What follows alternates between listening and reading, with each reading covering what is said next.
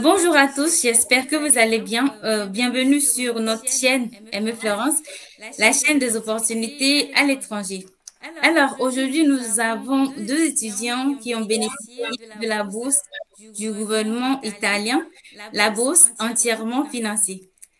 Alors, soyez très attentifs et let's go. Alors, veuillez vous présenter, s'il vous plaît. Ok, je suis Rufus Matungo, je viens du Congo-Brazzaville, j'ai 28 ans, je construis un master en énergie électrique en se focalisant dans la communication digitale, digital energy. C'est un parcours qui est totalement en anglais. Et je fais un bachelor degree en electrical power systems, le système de production de l'énergie électrique au Cameroun. C'est un parcours qui est en anglais également. Alors, après cela, je suis venu ici pour un master à travers la bourse MAICI, qui est la bourse du gouvernement italien. Et donc, voilà un peu le parcours scolaire que j'ai pu suivre. Et sinon, de formation, je suis électricien et c'est ce que je poursuis jusqu'à aujourd'hui. D'accord, merci. Monsieur Achille, présentez-vous s'il vous plaît. Bon, je suis togolais, j'ai 24 ans. J'ai 24 ans, mais voilà. Ok, Je me nomme Joabi Achille. Mon nom est trop long, je coupe comme ça. Joabi Achille, ça va comme ça. C'est Joabi combattre mon petit Achille, donc je coupe Joabi Achille comme ça, c'est mieux. Donc, ok, j'ai fait ma licence en économie et finance internationale à l'Université de Cara. Ensuite, j'ai entamé un master à l'Université de Lomé en monnaie, banque, finance et fiscalité. J'ai fait le master 1 à l'Université de Lomé. Donc, en cours du master 2, j'ai eu la bourse du gouvernement italien et je suis venu ici pour continuer en économie de l'innovation. Donc, le cours, c'est en anglais, comme pour mon frère est suisse. C'est un truc comme ça. d'accord. Nous allons passer aux questions. Et donc, qu'est-ce qui vous a motivé à postuler à la bourse du gouvernement italien? Premièrement, Euh, Monsieur Rufus, vous pouvez répondre à la question. Personnellement, la première des choses qui m'a motivé à postuler à la bourse du gouvernement italien, c'est le lien parenté que j'ai avec l'Italie. Je m'explique. J'ai une famille ici qui réside en Italie, donc l'Italie était une meilleure des choses pour moi comme destination personnellement, puisque je pourrais bénéficier de l'aide de ma famille, à l'exception de l'aide du gouvernement italien. Et aussi, la procédure d'études en Italie est simple comparée aux autres procédures comme Campus France et il n'y a pas trop de complications. Ce sont là des motivations, l'une des choses qui m'ont poussé à postuler à cette poste. À l'exception de cela, il y a aussi le côté énergie renouvelable avec les systèmes que l'Italie a comme énergie renouvelable, comme l'énergie renouvelable en termes de l'éolienne et l'énergie solaire et aussi la gestion de l'énergie solaire. Donc, c'est l'une des choses qui m'ont poussé de postuler à cette bourse du gouvernement italien. D'accord, super. Monsieur Achille? Comme le frère Rufus vient de dire, la procédure italienne est un peu moins simplifiée par rapport à d'autres procédures. Et vu les documents demandés, les qualifications demandées, j'étais éligible. Un peu tout ce qui m'a motivé. Il y avait pas trop une motivation assez colossale comme ça. Comme j'ai vu que je respectais les documents, comment dirais-je, les Les critères critères. demandés, les documents. Donc, j'ai juste postulé. Il n'y avait pas une motivation assez colossale derrière. C'est ça, en fait. Ok. Alors, comment avez-vous entendu parler de cette bourse d'études? Monsieur Rufus, comment est-ce que vous Ah, avez entendu parler de cette opportunité de bourse? exactement. C'est grâce à un certain monsieur, le docteur Emmanuel, que je salue en passant un bon travail. Grâce à lui, nous sommes ici aujourd'hui. Et donc, j'ai entendu parler de cette bourse grâce à monsieur Emmanuel, qui a une plateforme WhatsApp qui se nomme Opportunité à l'étranger. Et donc, je suis membre.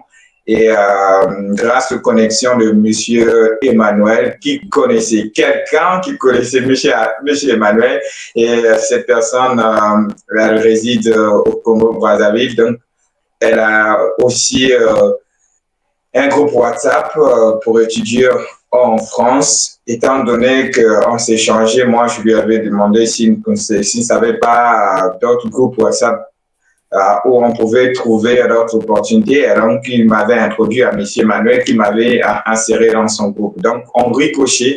C'est grâce à la plateforme Opportunités à l'étranger, d'où on publie les liens de plusieurs bourses que je puis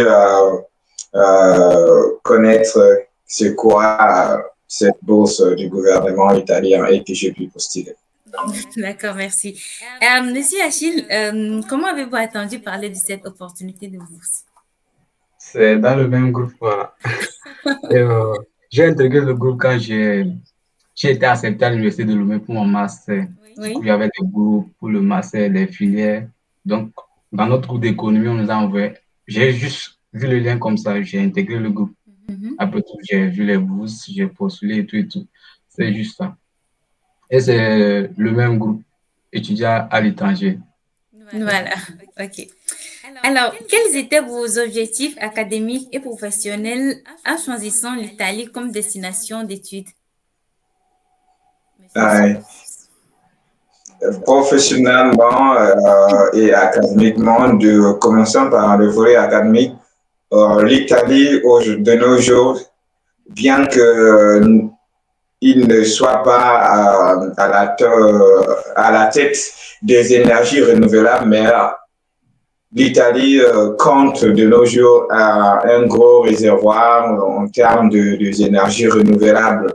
Donc, étant donné que je suis vraiment fan des énergies renouvelables, l'Italie m'a semblé être le meilleur des choix vu l'innovation et la gestion de l'énergie solaire.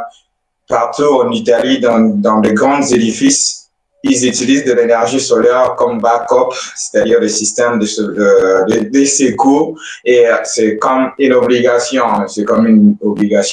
Et donc, c'est l'une des choses du volet académique qui vont pousser. En termes du volet professionnel, il est facile de trouver un travail ici en Italie, très facile, lorsque vous êtes un étudiant ou encore un citoyen qui est en règle. Il est facile de trouver le travail.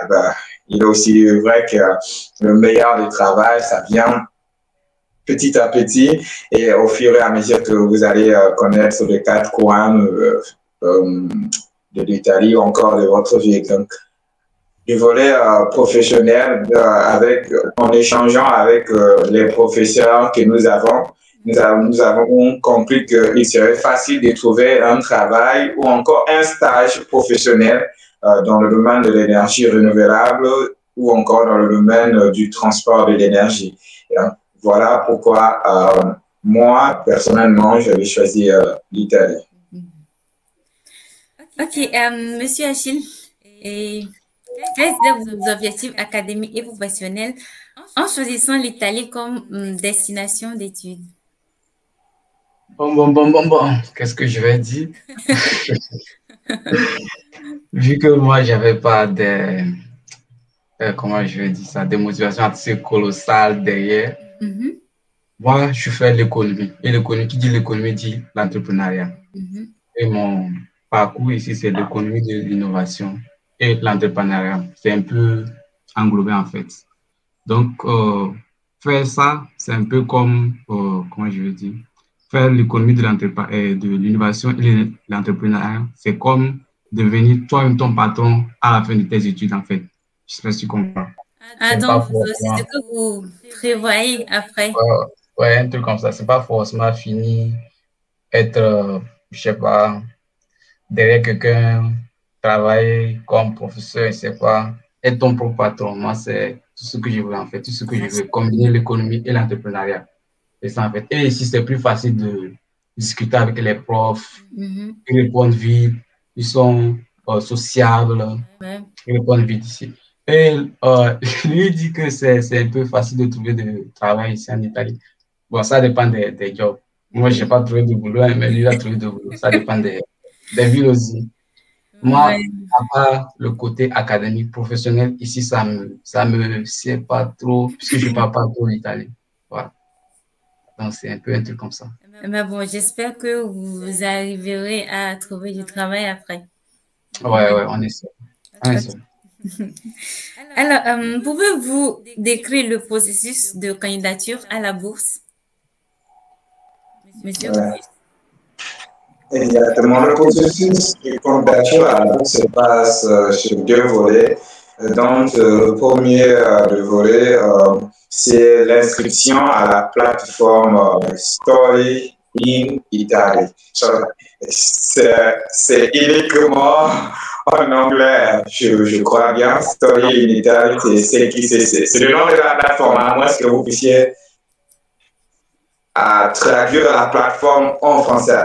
Donc, la première des choses, c'est créer un compte sur Story in Italy. Et après avoir créé le compte sur Story in Italy, vous allez recevoir une confirmation que vous avez ouvert un compte sur Story in Italy. Et en passant, que ce soit pour une bourse ou encore hors bourse, la meilleure des choses, c'est ouvrir un compte sur Story in Italy, qui est la plateforme gouvernementale pour les études en Italie. Donc, une fois que vous avez ouvert un compte sur Story in Italy, vous pouvez alors avoir accès aux opportunités de bourse, telles que la bourse du gouvernement, italien. Donc, là, la seconde chose serait donc de postuler à cette bourse du gouvernement italien. Donc, si vous n'ouvrez pas les comptes sur Story in Italy, vous ne pouvez pas postuler à la bourse du gouvernement italien, c'est-à-dire la bourse de Maïs. Vous ouvrez les comptes et ensuite vous postulez à la bourse. D'accord. Vous avez quelque chose à ajouter, monsieur Achille, par rapport Euh, aux procédures de candidature? bon, c'est tout ce qu'il a dit. Tu crées le compte sur Study in Italy ou étudier en Italie. La traduction en français, étudier en Italie.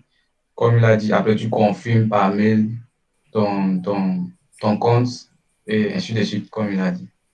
C'est un truc comme ça. Ok. Alors, quels sont les documents et les informations qui ont été nécessaires pour compléter votre dossier de candidature? Quels sont les documents que vous avez mis sur le site? Bon, vous pouvez répondre, Ah, peut-être ok, Achille, d'accord. Fils. Les documents demandés, on demande la déclaration de valeur sur le site. Mais si c'est pas forcé de mettre ça au même moment, tu peux mettre juste Vous pouvez ton me dire diplôme. c'est quoi la déclaration de valeur? Là, c'est comme une équivalence de diplôme en fait. Mhm. C'est ça qui assure que ce que tu as étudié précédemment, c'est confirmé en fait.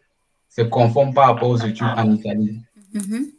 Un truc comme ça on appelle la DOV, la déclaration de valeur. Donc, Mhm. on demande ça. Après ça, on demande le relevé de notes. Au niveau de la déclaration de valeur, tu peux mettre juste ton diplôme. Le Mhm. relevé de notes, tu mets. On demande aussi les lettres de recommandation. Ce n'est pas forcément, mais si tu veux bien formuler ta candidature, tu mets ta lettre de recommandation. Il y a aussi, on demande si tu as déjà une admission dans une université italienne. Ce n'est pas forcément, mais c'est mieux d'avoir l'admission avant et postuler à la bourse du gouvernement italien. Du coup, si je comprends bien, la bourse, elle est différente de l'admission. Genre, vous C'est postulez pour une admission dans une université Et c'est après l'admission que vous postulez à la bourse, c'est ça? Donc, c'est Ah, deux procédures. ouais, ce sont des trucs indépendants. Parce qu'il y a d'autres qui ont eu la bourse, qui n'ont pas pu avoir l'admission. Donc, c'était du coup annulé. Donc, Monsieur Rufus, c'est ce que vous avez fait également? Vous avez Non, postulé? nous, on a eu la chance, en fait. On n'a pas postulé, on ne savait pas. On n'a pas postulé avant. On a juste postulé sur Stade Inutili. Après tout, on nous a donné l'information on devrait chercher une admission, sinon notre bourse est annulée, en fait. Et lui a été courageux, c'est le plus courageux d'entre nous, en fait. Donc, c'est après que vous avez postulé pour l'admission, c'est ça? Ouais, c'était une course contre la montre, en fait. Et donc, vous avez postulé pour le niveau licence, le niveau master, c'est ça? Master. Et donc, concernant les documents, c'est différent par rapport à la licence. Est-ce que vous en savez La pour le licence, niveau licence? ici, la bourse, ça ne concerne pas la licence, je crois. Ça concerne le master, le doctorat et la langue, l'étude en langue italienne. Du coup, Exact. votre La procédure... licence, ça ne concerne que la danse et les arts, je crois. Ah ouais. Donc, si je comprends bien, la bourse à laquelle vous avez postulé, ça ne concerne pas la licence. Oui, juste la danse et les arts. On appelle ça AFAM ou bien quoi, je ne me rappelle pas trop. Bon, peut-être que Rufus se rappelle, je ne sais pas. On appelle ça AFAM. Mais il y a également d'autres bourses qui sont pour le niveau licence et tout. Donc, mais dans votre cas, c'est le niveau master. Voilà. Et les autres doctorats et tout. C'est ça. Et donc, vous avez dit que vous avez mis... Voilà, je vais résumer ce que j'ai mis. Voilà. J'ai mis Comme ça. mon relevé de notes de licence, mon diplôme de licence, je n'avais pas le diplôme, j'ai mis l'attestation de la licence. Et ensuite, j'ai mis une lettre de recommandation et une lettre de motivation. C'est ça. Et le CV, vous l'avez mis également, le CV? Oui, je ne me rappelle plus trop, c'est comme ils ont demandé le CV. C'est exactement le même dossier? Exactement, c'est sans les mêmes dossiers. Et donc, vous avez le CV, vous avez la lettre de recommandation, vous avez l'attestation de réussite à la licence ou, dans le cas échéant, au bachelor. Ça dépend du parcours que vous avez fait. Et vous avez les relevés, les deux relevés, première année et deuxième, bon, ça dépend. Dans mon cas, on a mis le relevé première année université, deuxième année université, troisième année université. Mais sinon, ce qui était le plus important, c'est le relevé du bachelor. La troisième année, vous mettez le premier semestre et le second semestre. Et ensuite, le deux relevé, premier semestre, second semestre et l'attestation de réussite. Attestation de réussite. Si vous avez, dans le cas échéant, si vous avez le diplôme, vous mettez le diplôme et sans oublier le CV et la lettre de recommandation. Et donc, vous avez dit... Et le passeport. Et le passeport. L'attestation du bac? Non. Il a dit bachelor. Bachelor, c'est l'équivalent de la licence en France pour le système anglais. Oui. C'est le bachelor. Oui. Au fait, vous avez dit que vous étudiez en anglais. Du coup, ils n'ont pas précisé de mettre un test de langue par rapport à ça? Ah, exactement, merci. Le niveau requis pour la langue, c'est B2. Exactement. C'est un niveau B2. Et par rapport au test de la langue, je vais laisser Achille en parler pour donner plus de détails. Je ne sais pas quel test tu as mis là-bas. Moi, j'ai mis F7 comme le frère Emmanuel le disait. Avec ça, j'ai passé. J'ai mis le test juste F7 avec un niveau B2, ce que j'ai mis en fait. Exactement. Vous avez Moi, mis vraiment F7? Non, pour moi, le F7, c'était par rapport aux recherches que j'avais fait, c'était pas trop répandu. À mon université, c'était pas accepté. Mais alors, je reviens sur sur le certificat des langues. Ça dépend. Vous avez deux parcours, le parcours en italien et le parcours en anglais. Si vous prenez un parcours en anglais, ça se passe aussi en deux phases. La première des phases, c'est que vous allez soumettre votre candidature avec un certificat qui est valide. Par exemple, le F7, qui est un certificat reconnu dans plusieurs pays et dans plusieurs pays aussi n'acceptent pas. Mais dans le cas de notre procédure, le certificat de EF7, c'est accepté, B2. Et une fois que vous avez soumis avec le F7 ou soit le Duolingo, dans mon cas, j'ai soumis avec le certificat Duolingo. Je suis mis avec, mais c'était pas tout. Étant donné que dans la convention de mon université, l'université de Salerno, ils n'acceptent pas le Duolingo. Donc, bien après, fait un autre test de langue pour garantir ma place dans l'université. Je fais un test via un lien de l'université. Ils vont t'envoyer un lien, ils vont te programmer et ils vont un peu jauger ton niveau de langue. Ouais. Étant donné que mon parcours c'est en anglais, donc je n'ai pas eu besoin de la langue italienne. Par conséquent, si vous choisissez un parcours italien, vous aurez besoin forcément de soumettre un certificat de langue italienne. Ah ouais, ah donc c'est ça. Ah du coup, quand vous étudiez en anglais, donc c'est pourquoi vous avez mis un test d'anglais. Du coup, si c'est que vous allez étudier en Italie, du coup vous allez mettre un test voilà, italien. Que vous mettez la langue italienne. Ok, c'est correct. Moi, ils m'ont pas trop compliqué en fait. Donc. Ah oui, vous dites? Je dis, moi, ils m'ont pas trop compliqué en fait de langue. C'est ça et puis c'est bon. Ok, avez-vous rencontré des défis particuliers lors de la préparation de votre candidature? Si oui, comment les avez-vous surmontés? Il y avait eu des défis sur votre chemin? Moi, je pense que le plus gros défi, c'est ce qu'on venait de parler, hein, c'est la course contre la montre. La bourse du gouvernement italien, il va falloir que les gens aient vraiment de l'information appropriée. Si vous n'avez pas d'admission dans une université, vous êtes foutu carrément. La bourse ne vous sera jamais attribuée. Au grand jamais. Au grand jamais. Vous n'allez jamais voyager. On peut vous attribuer sur papier, mais après, vous devez passer l'interview à ma batterie. Vous devez passer l'interview. Après l'interview, on doit voir votre pré-enregistrement ou pré-acceptation dans une université. Donc, c'était ça la difficulté que moi, personnellement, que j'avais croisé. Et donc, les amis comme Achille et les autres, nous faisons partie de la même bourse et de la même plateforme. Ils m'ont soutenu avec des encouragements. Sinon, c'était stressant, très stressant. C'était comme être un patron, tu es un riche, mais tu n'as pas de toit. Voilà quoi.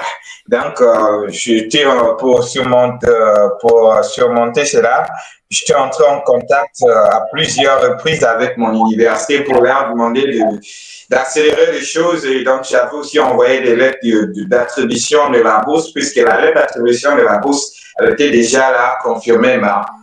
Voilà. Donc, il fallait envoyer cela à l'université de temps à autre. Je ne passais même pas une semaine sans écrire à l'université afin d'avoir l'acceptation de pré-enregistrement. Voilà. Sans ça, je ne pouvais pas avoir le visa. C'était impossible. Du coup, vous avez dit que vous avez eu un entretien tout à l'heure. Donc, vous deux, vous avez eu un entretien, donc par visio, c'est ça? Tout le monde. Concernant la bourse d'Italie, tout le monde a eu de l'entretien. Donc, vous pouvez me dire comment ça s'est un peu passé? Ils vous ont posé des questions ou bien quelles sont les questions? Bon. Moi, j'ai eu l'entretien le 22 juin, je crois. C'était via WhatsApp, appel WhatsApp. C'était Ah bon? Appel? Mhm. Donc, c'est appel vocal ou bien appel vidéo? Appel vocal. Ok, Il m'a intéressant. juste, il m'a appelé et puis on a commencé par discuter en anglais. Il m'a parlé de mes objectifs, Mhm. qu'est-ce que je compte faire après, qu'est-ce que je compte devenir, des trucs comme ça. Et quelles sont mes attentes, qu'est-ce que je compte faire entre le Togo et l'Italie, Mhm. des trucs comme ça. Donc, ça a juste pris 7 minutes, je crois. Du coup, c'était qui vous a appelé? C'est le consul, il s'appelle Enrico. Bon, quand il vient en Italie, souvent il m'écrit. Ah, ok. Il s'appelle Enrico, celui qui m'a fait. Il n'y a pas l'ambassade d'Italie au Togo. Mhm. Je sais pas. C'est juste le consulat. Donc, du coup, moi, la difficulté que j'ai eue, c'était de les allers-retours Togo-Ghana, Togo-Ghana, Ouais. Togo-Ghana. C'est ça qui m'énervait en fait. Sinon, il y a pas, j'ai pas eu assez de difficultés dans la procédure. Les allers-retours Togo-Ghana, Togo-Ghana, c'était ça la difficulté. Et Mhm. l'appel pour l'interview, ça a juste pris 7 minutes. À la fin, il m'a dit, est-ce que, bon, il parle français, anglais, italien. Donc, il est actuellement au Burkina, je crois. Mhm. À la fin, il m'a dit, si j'ai un truc à dire en français, donc, c'était tout en fait. Et c'est lui qui m'a prévenu de chercher la démission en même temps. Mhm. Parce que je n'avais pas de démission. Je pensais que la Ah bourse me ouais, garantissait la démission. ok. Donc, lui, il Mhm. a été très clair avec moi de chercher la démission en même temps parce que la bourse est indépendante de Oui, la démission. Donc, l'admission. du coup, je suis parti chercher ma bourse et mon admission et tout et tout. Donc, c'est ça en fait. Et Monsieur Rufus, c'était comment votre entretien? Ben, l'entretien, l'entretien s'est basé sur la langue d'abord. Mhm. Si le parcours que tu viens lors de ta candidature, si tu avais soumis ta candidature en anglais, et donc tu vas passer l'entretien en anglais. Si c'est en italien, tu passes l'entretien en italien. Mais pour nous, dans le cas du Congo, on s'était rendu à l'ambassade pour passer l'entretien avec tout le monde. Et donc, l'entretien était, dans mon cas, c'était vraiment banal. Bon, simple, du coup, juste objectif, qu'est-ce que tu connais de l'Italie, qu'est-ce que tu vas faire et pourquoi. Et voilà. C'était simple comme ça. Du coup, avant l'entretien, vous étiez prévenu avant? Ou bien? Bon, Ah oui, moi, moi, je t'ai prévenu que je devais passer l'entretien. Ok. Ouais, Du coup, vous étiez un peu préparé par rapport à ça. Et à vous, vous ouais. n'étiez pas... il m'a envoyé le mail le 21 juin, que j'ai l'entretien le lendemain, le 22 juin. Mais au moins, Donc, il vous a prévenu, donc ouais, ça va. ouais, ouais. Mhm. Alors, combien de temps s'est écoulé entre la soumission de votre candidature et la notification de l'attribution de la bourse? Dans mon cas, il s'est écoulé exactement 2 mois. J'avais soumis la candidature en juin, le 3 juin et le 5 juin, août, le 5 août, j'avais déjà la réponse avec l'attribution de la bourse. Donc, c'était seulement 2 mois. 2 mois. Et vous, monsieur Achille? J'ai soumis le 6 juin.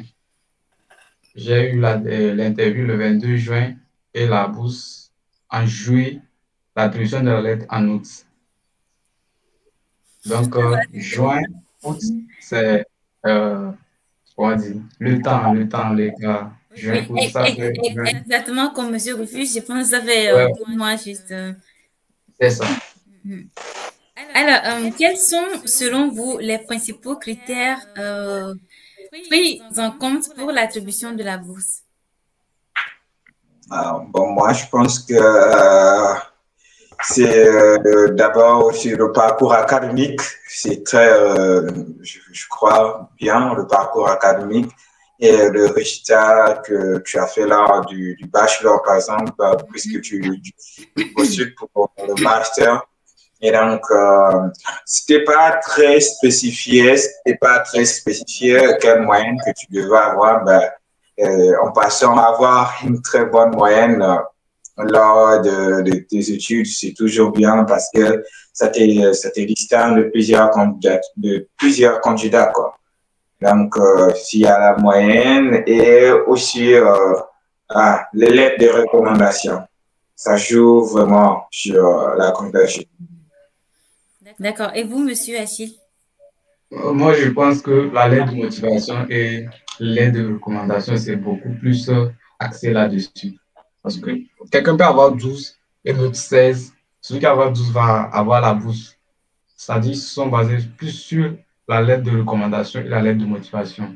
En fait, les moyens, ce n'est pas trop, comment je vais dire ça, c'est pas trop pris en compte en fait. Ça dépend de ta motivation, ça dépend de qui te recommande, la personnalité de la personne qui te recommande et de quelle manière il te recommande en fait. Donc, l'aide de recommandation, l'aide de motivation, c'est ça en fait. Après, je pense que ça dépend aussi des universités parce que vous êtes dans deux différentes universités.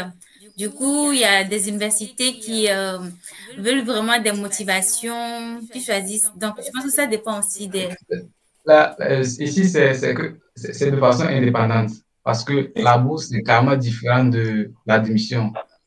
Ah Juste oui, la bourse. oui, oui, vous l'avez dit avant. Donc, Après, la bourse, on pouvait être dans la même université si on voulait. ah Et ouais. si, ouais, c'est carrément indépendant, la bourse et l'admission. Donc, c'est pas un truc unique. Ah, ok, je comprends, je comprends. Ok, ok, quels sont... avez-vous l'occasion de discuter avec d'autres boursiers pour comprendre les facteurs clés de réussite dans le processus de sélection? Est-ce que vous avez eu à discuter avec d'autres boursiers lorsque vous faisiez votre candidature? Non, on n'a jamais discuté là-dessus. Mais on est ensemble, Et monsieur, on est, si vous n'avez pas eu à discuter avec un boursier, quelqu'un qui est déjà en Italie, il avait bénéficié de la bourse, du coup, non? Non, Ok. non, ça va. Dans le cas du Congo, nous sommes la première génération. Ah, félicitations, c'est au bien. Togo, moi, je sais pas. Au Togo Je sais aussi? pas. Je sais pas. J'en sais rien. Mais en tout cas, Ouais, félicitations à vous. Merci. merci. Ok, quels sont les principaux avantages offerts par la bourse du gouvernement italien? Excusez-moi. Ce que moi je vais dire, c'est au niveau de l'assurance maladie ici. L'assurance maladie, ça coûte un peu cher. Donc ça, on a l'exemption sur les affaires de l'assurance maladie, les trucs de l'assurance maladie. Et pour avoir ton permis de séjour, les, les- les papiers demandés ne sont pas trop comme celui qui n'avait pas la bourse. Mhm. Il simplifie ça en fait. Donc, au niveau de la demande du permis de séjour, au niveau de l'assurance maladie, tout est simplifié en fait. C'est un peu ça. Il y a d'autres qui ne paient pas les frais de scolarité à l'université, mais d'autres paient. Ça dépend de l'autonomie de chaque université. Par exemple, moi, je paie les frais à l'université, mais d'autres frères ne paient pas.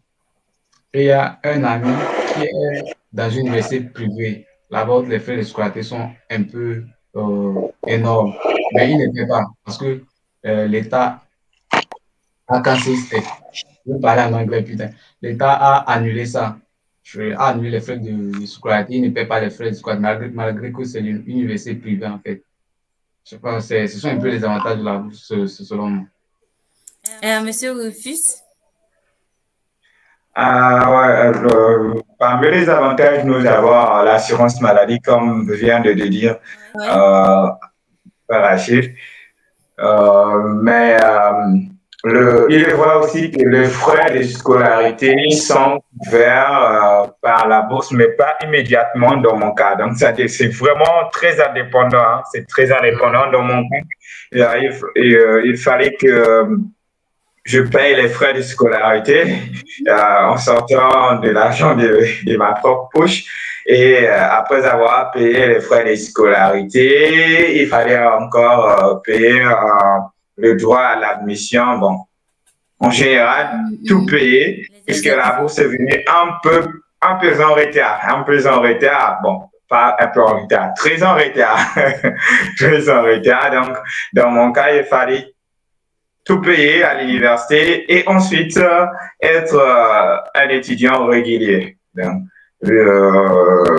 mais pour certains, il y a certains des amis, je ne sais pas si Achille l'a mentionné ou pas, certains des amis, ils n'ont pas eu à payer les frais de scolarité puisque ça avait été couvert directement par la bourse. Donc, c'est quelque chose qui est très indépendant. En fait, en résumé, la bourse de Maïsi, c'est quoi? Tu viens me voir, tu as besoin d'étudier, je te donne de l'argent, fais ce que tu veux avec. Voilà. Mais je te donne cet argent-là quand je suis prêt à te donner cela. Donc, quand je suis prêt, je te donne. Mais je te garantis que tu auras cet argent, mais en attendant, fais tout ce qu'il faut pour que tu ailles étudier. Voilà un peu la bourse, quoi.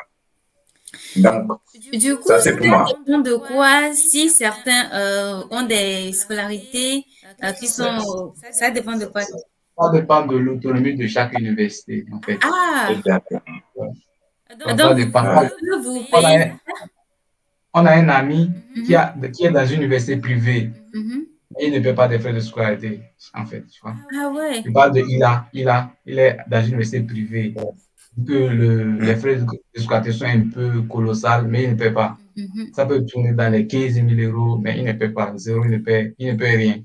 Mais vous recevez genre des bourses à la fin du mois ou bien à la fin de 3 mois? 3 mois, et 3 mois, 3 mois. On est arrivé en septembre, octobre. C'est en janvier, décembre qu'on a eu la bourse. La première tranche. Ah ouais. Donc, la deuxième tranche, ils disent à partir de février en allant. Donc, on ne sait pas quand. Ça va. Et la dernière tranche, c'est en fin juillet. C'est ce qu'ils disent en fait. Du coup, c'est bien quand même. Ouais.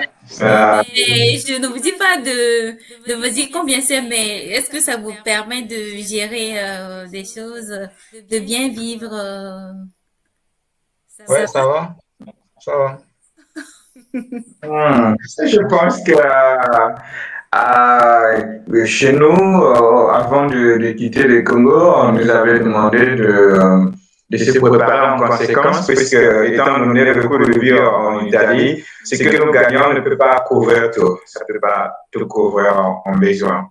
Mais c'est comme juste c'est un appui, quoi. C'est un appui, parce que prenons le cas d'Achille. Achille, il paye tu payes ta chambre à 400 € le mois, sans frais, n'est-ce pas?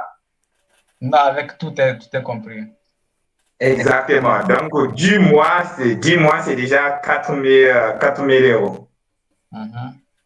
Voilà. Et donc, c'est quelque chose, en fait, c'est un appui, mais c'est que le message que je veux passer, c'est que quand vous arrivez, avant même d'arriver pour de futures candidatures, préparez-vous en conséquence, puisque ne vous basez pas seulement sur cette bourse, mais ayez quand même quelque chose dans vos poches.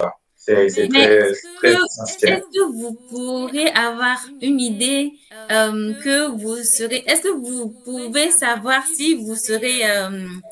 je sais pas, si vous n'allez pas payer le truc là, les frais de scolarité? Est-ce que vous sauriez ou bien c'est pas surprise? Ouais, ça dépend de chaque université. L'université... Ah, shit. Il est parti. Son appareil éteint peut-être. Ouais. Ouais, ça dépend de chaque université. Quand tu t'inscris, tu postules à l'admission. À la fin, sur la plateforme, c'est marqué combien tu vas payer. Si tu ne veux pas payer, on marque que c'est exempté. Donc, tout est écrit là-bas. Je comprends. Ok, comment s'est déroulée votre intégration au sein de l'université italienne? C'était un peu difficile parce que même au cours, souvent le prof laisse l'anglais par l'italien à certains Italiens. Par exemple, c'est comme par exemple au Togo, un prof peut dire un truc en éveil, parler un peu éveillé avec le prof. les étudiants et C'est tout. la même chose. Ok. Ouais, c'est un peu un truc comme ça. Et vu que après le cours c'est fini, personne ne parle l'anglais, c'est l'italien, on bavarde partout, donc c'était un peu difficile le début. Vu que, bon, nous, c'est le français, on a déjà parlé le français et tout et tout. Il n'y avait pas de, de monde qui parle avec toi. Les gens n'aiment pas approcher les gens aussi ici en même temps comme ça. Donc, c'était un peu difficile au début, mais avec le temps, ça s'est amélioré en fait. C'est ça. Et je crois que ça va. Et les profs sont un peu cool. Les profs sont cool. Si tu as un truc à demander, tu poses la question, il te répond en même temps. Soit tu envoies un mail, il te répond en même temps. Donc, ça a favorisé l'intégration et tout, et tout. Et quand les gens t'approchent aussi un peu, ils voient que tu es cool, ça va. Ça favorise aussi l'intégration. Donc, chez moi, tout va bien. D'accord. On parlait de l'intégration au sein de l'université. Du coup, comment s'est déroulée votre intégration, Monsieur Rufus? Ah oui, merci. Désolé, j'avais perdu la connexion et la batterie était déchargée. Alors, en ce qui concerne l'intégration dans mon université, au début, c'était pas vraiment facile du genre avec la langue.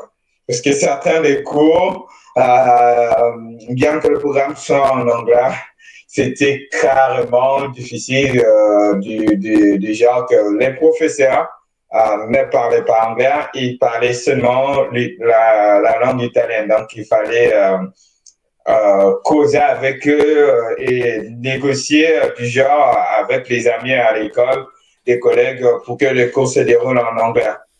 Sinon, l'intégration, j'étais suivi par mon chef de département en ce qui concerne la procédure et aussi les papiers à soumettre afin d'être un étudiant régulier.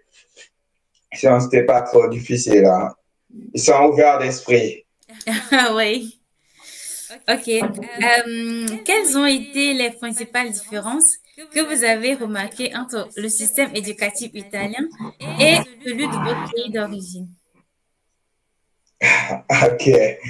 Alors, le système éducatif italien, c'est un système qui se base beaucoup plus sur la connaissance ou encore les prérequis des bases. Et ici, nous avons les cours en avance. Nous avons les cours en avance. Donc, tu peux avoir les cours il y a un mois déjà. Tout est posté sur la plateforme. Tandis que au pays, c'est encore archaïque. C'est encore archaïque déjà. Le professeur viendra et ensuite il va vous donner des photocopies, des trucs comme ça. Mais vous n'avez pas les cours en avance. Ici, nous avons le cours en avance sur la plateforme. Quant à nous de consulter lorsque nous sommes libres, quant à nous de faire la lecture. Donc, c'est un peu ça. Et ensuite, l'autre des choses, c'est que, nous n'allons pas tous, nous n'allons pas passer le temps à composer, à l'écrire. Non. Mais nous allons composer à l'écrit et à l'oral. Une fois que tu as fini de composer à l'écrit et à l'oral, tu viens expliquer pourquoi, comment est-ce que tu as fait, donc, exactement pour pouvoir échanger le niveau de l'étudiant. Est-ce qu'il a compris ce qu'il a fait, est-ce qu'il n'a pas compris? Tandis qu'en Afrique, dès que tu finis d'écrire là, c'était bon. Bon, c'est un peu ça, quoi. Dans mon pays, au moins. Et Monsieur Achille, le Bon, Togolais. Ici c'est noté sur 30. Le système de notation, c'est sur 30 en fait. C'est un peu différent par rapport dans notre pays, c'est sur 20. Et ici, les examens, c'est 2 sessions en janvier et en mars, je crois. Si tu valides une matière et que la note ne te satisfait pas, tu peux annuler puis reprendre l'examen. Donc, c'est 2 examens, je crois. Donc, si la note te satisfait, tu peux laisser ça comme ça, puis ça prend. Donc, et ici, concernant les cours, ça dépend des profs chez nous. Tu peux avoir les cours en avance, comme tu peux ne pas avoir les cours en avance. Donc, d'autres, souvent ici, ils finissent les cours avant de mettre les cours en ligne. Non, il y a d'autres cours, on finit le cours avant d'avoir le cours en ligne. Donc, ça dépend de chaque université, en fait. Donc, c'est un truc comme ça. Ok, merci. Alors, avez-vous participé à des activités extracurriculaires ou des associations étudiantes pour faciliter votre intégration? Moi, personnellement, non. Non, Non. non. Moi, je participe pas, mais je vis dans une résidence universitaire. Donc là-bas, il y a des étudiants Erasmus, beaucoup d'étudiants. Donc, ça aussi facilite l'intégration, en fait. Ah ouais. Mhm. Alors, quels ont été les principaux défis auxquels vous avez été confrontés en tant qu'étudiant international en Italie? Euh, Défis, de, surtout les... de mon côté, de mon côté, c'est beaucoup plus à trouver le logement. Hein, c'était trouver le logement. Étant donné qu'on devait faire un booking depuis une réservation depuis le pays pour avoir un logement.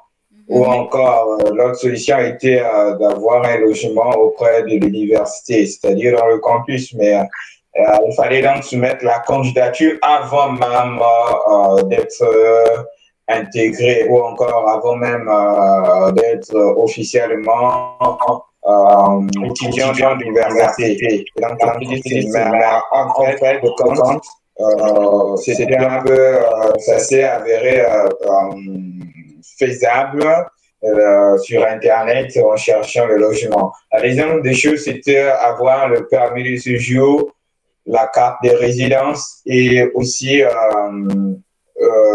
permis de séjour, carte d'identité et la résidence. Voilà, là où c'était très grave, très chaud, puisque sans, oui, et l'ouverture du compte bancaire. Alors, ici, c'est quelque chose qui est très différent, Mhm. qui est très différent. Elle est différente d'autres villes. Elle ne dépend pas vraiment de l'Italie. Par exemple, moi, pour ouvrir mon compte bancaire, il m'a fallu avoir l'original même de la carte nationale d'identité italienne. Et pour l'avoir, il fallait d'abord avoir aussi le permis de résidence. Ah oui? Non, c'est pas le permis de séjour, c'est pas le permis de séjour, mais il fallait que mon logeur puisse m'enregistrer sur la base des données Agence de l'Entrata, qui est une agence qui s'occupe des gens qui viennent vivre en Italie ou encore de tous les habitants, en fait. Et ça dépend maintenant des politiques de chaque ville. Et donc, je ne pouvais pas ouvrir un compte bancaire. Et si je ne pouvais pas ouvrir un compte bancaire, je ne pouvais pas aussi envoyer des self-declaration. Ah bah, moi, je ne sais pas en français c'est quoi, mais c'est un papier. Ah, voilà, la déclaration des valeurs. Déclaration Ok, merci. Ouais. Et donc, c'est ce qui était difficile. On avait vraiment chômé pour envoyer. Moi, j'avais envoyé très en retard. J'avais envoyé les 20, je pense que c'était même les 15 décembre, quelque chose de comme ça, ou avant. Mais donc, c'est ça. Donc, le permis de séjour, soit le permis de séjour, soit la carte nationale d'identité italienne. Mais ça avait pris quelque chose de 3 semaines pour être finalement résolu. Donc, après avoir eu la carte nationale d'identité italienne, c'est là où j'avais ouvert un compte bancaire. Donc, c'était ça. Un peu, voilà. Et du coup, Monsieur Achille, vous avez eu ce genre de choses? Moi, ça dépend des universités. Moi, l'université m'a créé un compte bancaire à l'avance. Mhm. L'université m'a créé un compte bancaire à l'avance, donc j'avais pas eu de soucis dans la création du compte. Le souci, c'était que l'argent n'est pas vite arrivé, donc on a un peu galéré pour payer le loyer et tout. C'était ça, en fait. C'était C'est ça. ça le souci. Voilà. Et au niveau administratif, il n'y a rien. Non, non, C'était c'était bien. OK. Ok. Mm. Alors, comment avez-vous surmonté les barrières linguistiques, le cas échéant? So, alors, Étant donné que nous sommes en Italie, nous sommes supposés parler la langue italienne, mais dans mon cas, j'étais beaucoup plus concentré à m'intégrer dans le côté académique, puisque la langue n'était pas du coup une urgence de mon côté. Mais afin de communiquer avec des étudiants, d'autres étudiants, certes, ils sont dans le même programme, mais certains ont des niveaux d'anglais très bas. Et donc, il fallait donc apprendre la langue italienne urgemment. Et la session pour apprendre la langue italienne dans mon université, c'était déjà passé, donc il fallait attendre la session de février, que nous sommes en février. Car cela ne tient, il y a un des boursiers comme Kader, qui est aussi bénéficiaire, qui bénéficie de cette même bourse.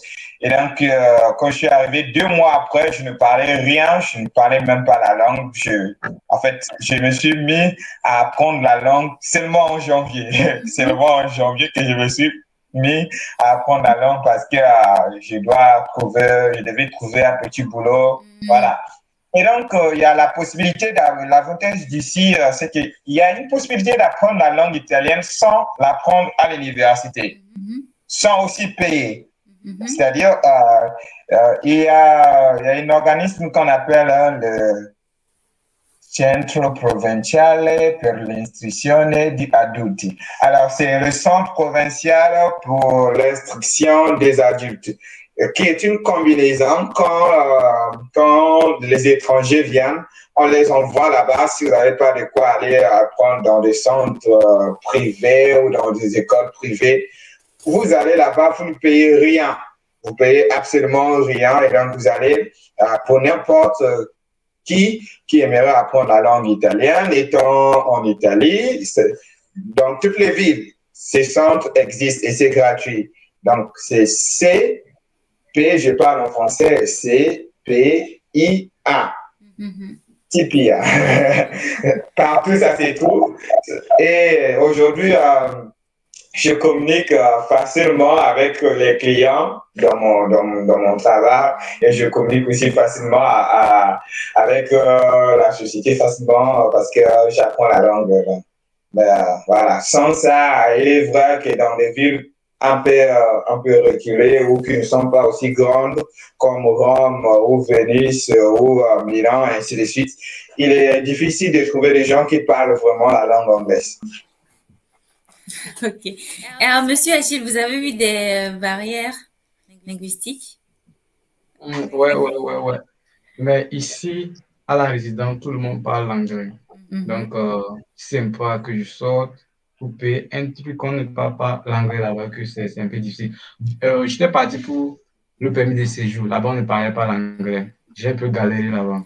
C'était que l'italien. Donc, j'étais obligé de comprendre là-bas. J'étais obligé de comprendre, puisque c'est un peu similaire au français. Donc, je comprenais un peu, et puis j'essayais de parler, de ne pas parler, faire des gestes. Et puis, donc, c'est ça en fait. Vous avez commencé à apprendre la langue avant d'aller en Italie? Vous aviez déjà commencé? Moi, je lisais un peu. J'avais un cahier que je notais les trucs et j'écoutais des trucs sur YouTube. C'est tout. Et vu le stress du visa, j'avais un mois abandonné de lire.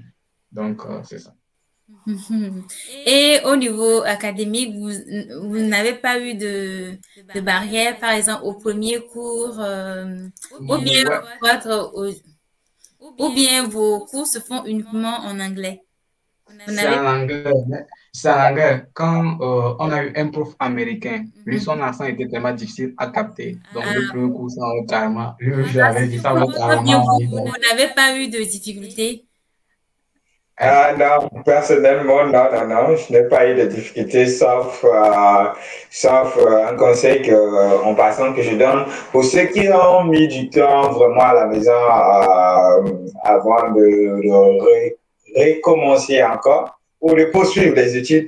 Il est mieux de se former encore peut-être 3 mois en avance. Voilà, sinon, ce qui m'a fait galérer, c'est le contenu des exercices. des examens. Voilà. Sinon, ce sont des choses que j'avais déjà fait, mais que j'ai carrément oublié et que c'est maintenant que je m'y mets. Mais sinon, comme Achille l'a plus mentionné, d'autres, c'est bon. Pour moi, c'était pas difficile parce que j'enseigne la langue anglaise, mais on a eu des professeurs qui ont un niveau peut-être, disons, A2 en anglais. Donc, c'est l'anglais italien. Anglais italien. Donc, voilà. Et sinon, Achille, je pense qu'Achille a souffert avec ses professeurs qui venaient du Vietnam. Alors, on passe à la question suivante. Quel type de soutien, genre académique, financier, social, avez-vous reçu de la part de l'université ou du gouvernement italien? Ok. Moi, personnellement, à l'exception de la bourse, étant donné que la bourse tardait à être versée et que j'avais tout dépensé, je m'étais tourné vers une organisation qu'on appelle la CAF. La CAF, CAF Italie. CAF Italia, c'est une organisation qui te fait une réduction de frais de scolarité. Une réduction de frais de scolarité. Et donc, comment est-ce que ça se passe pour bénéficier? On appelle cela les Easy. Easy. E-S-S-E-E. Yeah, easy. Alors, c'est une réduction de frais de scolarité en se basant sur le revenu familial. En se basant sur le revenu familial. Donc, tu écris à la CAF et la CAF te donne une liste des choses que tu dois compléter. Et cette même liste, tu l'envoies à ton ambassade et à l'ambassade, ils font le traitement, ils te renvoient le dossier, justement, le dossier à la CAF. Et ainsi, tu peux être, tu peux avoir l'exception. Je ne sais pas comment dire en français, mais on va annuler tes frais d'études, mais tu vas payer juste une partie de cela. Voilà quoi. Mais, sinon, on a eu la bourse qui est venue un peu en retard. Voilà. Et l'assurance maladie. Voilà, c'est tout quoi. D'accord. Et vous, monsieur Achille? Il a un peu résumé, mais bon, au niveau de lycée, moi, j'ai pas eu ça parce que l'ambassade a carrément refusé en fait. L'ambassade a dit que je ne pouvais pas bénéficier de ça parce que j'ai déjà une bourse en fait. Que ça aussi, c'est comme une bourse. L'ambassade a carrément refusé donc. J'ai pas bénéficié. À part l'argent de Maïs, j'ai rien reçu en fait. Ah bon? Et vous n'avez pas rapproché les services, comme vient de le dire Monsieur Rufus? Il m'a envoyé les documents que je devrais. Quand tu approches la CAF, c'est pour avoir les documents que tu dois fournir. Mais lui m'a déjà dit les documents que je dois fournir. Donc, je vais demander à l'ambassade et ensuite revenir à la CAF. J'ai demandé à l'ambassade, ils ont dit non, je ne suis pas postulé parce que j'ai déjà une bourse. Et ça, c'est comme une bourse, une réduction. Donc, je ne sais pas pourquoi les ambassades, ça diffère. Je ne sais pas comment ils ont géré ça. Du coup, il n'y a aucun service qui vous a aidé? Non? Non. Non. Non, à part l'argent, c'est fini. Ok. Alors, en quoi la bourse a-t-elle influencé votre parcours académique et professionnel? Moi, personnellement, la bourse m'a permis de continuer sur le domaine de l'énergie électrique. Sans aide, ça devait être un peu compliqué parce que au Congo, si tu veux venir en Italie pour faire des études, tu dois avoir un montant quand même pas trop colossal. Ça dépend hein, de revenus des tuteurs. Voilà. Sinon, ça varie entre les 4 millions en montant, d'autres même les 10 millions, ça dépend. Hein, ça dépend de ce que tu veux venir faire. Et donc, la bourse m'a facilité cette procédure parce que je n'ai pas eu à bloquer un montant quelconque. Mais l'unique avantage que j'avais, c'est que j'ai de la famille ici. Donc, du coup, ma sœur devait donc envoyer la lettre au niveau, même au niveau de l'ambassade, devait envoyer la lettre pour dire qu'elle est mon garant et elle devait donc fournir le relevé bancaire, voilà, le mouvement qu'elle faisait. Et je pense qu'il y a un minimum. Achille, je ne sais pas si Achille se souvient de ce minimum qu'on devait avoir dans le compte bancaire, je ne sais pas. 6 000 quelque chose d'euros, je crois. Pas trop loin de 7 000. Ok. Vous avez quelque chose à ajouter, Monsieur Achille, C'est par ça, rapport c'est ça. Ça nous a tous comment la bourse a simplifié. influencé, Je ne vous ai pas saisi, grand soeur. en quoi la bourse a-t-elle influencé votre parcours académique et professionnel? Comme il vient de le dire, étudier à l'étranger, c'est un peu un casse-tête, en fait. Souci d'argent, un truc un peu bizarre. Donc, ça nous a facilité un peu la tâche de venir ici, d'étudier, de continuer notre rêve, en fait. Donc, c'est un peu ça. Ok, courage à vous, hein. Courage. Ouais, ça va aller. Oui, ça va aller. Alors, avez-vous eu des opportunités de stage ou de recherche grâce à la bourse? Non, non, grâce à la bourse, mais dans chaque université, il y a un système. Il y a un système d'internship, vous avez système de stage. Voilà, il y a un système qui est là pour insérer les étudiants dans des opportunités de stage. Et donc, ça ne dépend pas de la bourse, mais ça dépend de l'université. Donc, l'université communique les offres de stage. Et donc, c'est à vous d'envoyer votre candidature si l'offre est satisfaisante à votre personnalité ou à vos attentes. Et donc, sinon, non. Et, donc, les stages, vous devez chercher, tout comme le boulot, quoi, chercher. Ok. Alors, comment cette expérience a-t-elle enrichi votre perspective culturelle et personnelle? Sur le plan culturel, c'était comment? Ouais, déjà ici, moi, il y a les nourritures bizarres que je n'aime pas, mais que je n'aime pas, mais ça commence par venir. Donc, tu apprends d'autres Oui, cultures. avec le temps, parce que c'est normal, c'est pas... Ouais. Donc, il y a des nouvelles choses qu'on découvre. Et il y a aussi la langue que tu dois découvrir, de nouvelles personnes. Ouais. Tu dois côtoyer les gens. Donc, ça augmente un peu comment je vais dire, ton esprit culturel, en fait. Un truc comme ça. Et Monsieur Rufus, c'est comment le Moi, de mon côté, c'est beaucoup plus sur la pratique. Parce que dans notre université, nous avons plusieurs laboratoires. Et donc, quand vous avez des projets soutenus par certains profs, vous pouvez aller et faire des réalisations sur place. Sur place, vous partez pour faire la pratique. Et aussi, il y a des visites qui, notamment en ce mois de mars, il y aura des visites dans des centrales, à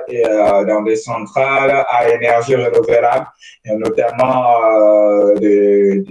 pour visiter les centrales éoliennes et les centrales solaires. Et aussi des opportunités.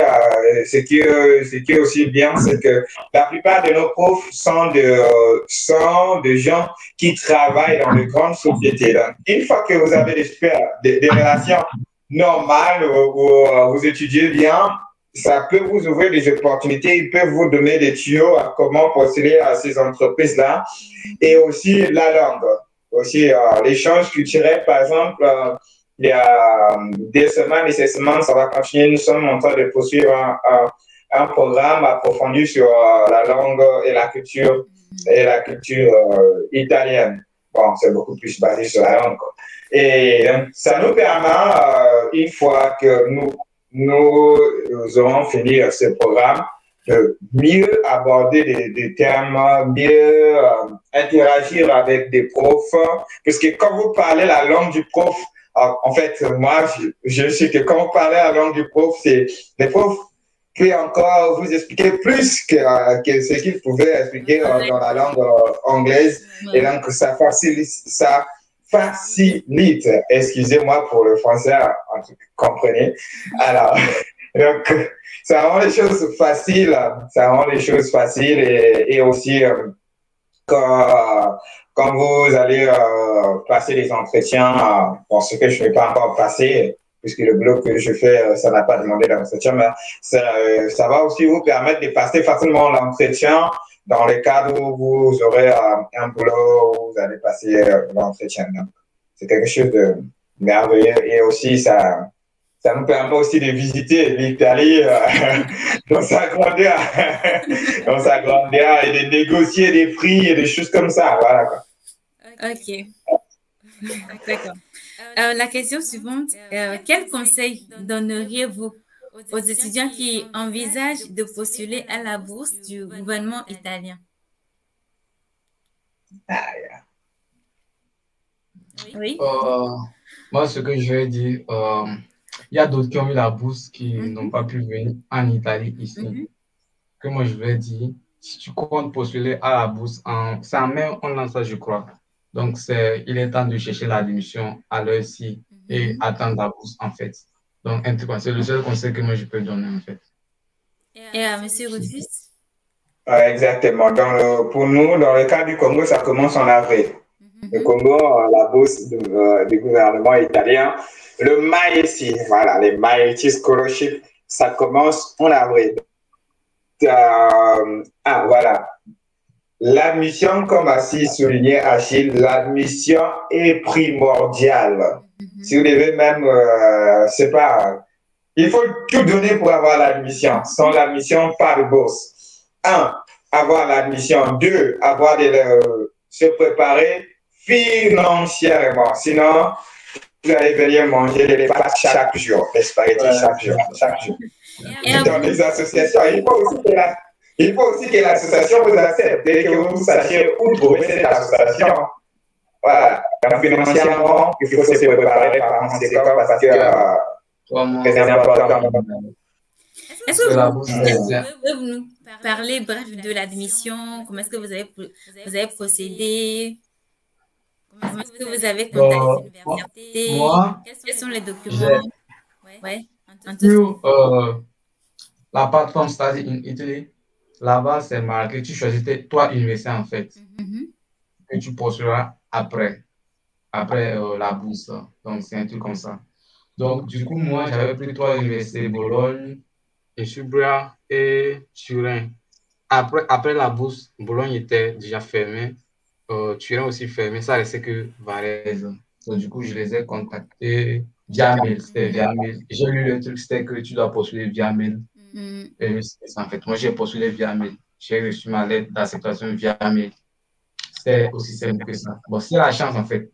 Sinon, c'était un peu chaud. Et monsieur Rufus, c'était comment? Pour moi, c'était carrément l'enfer.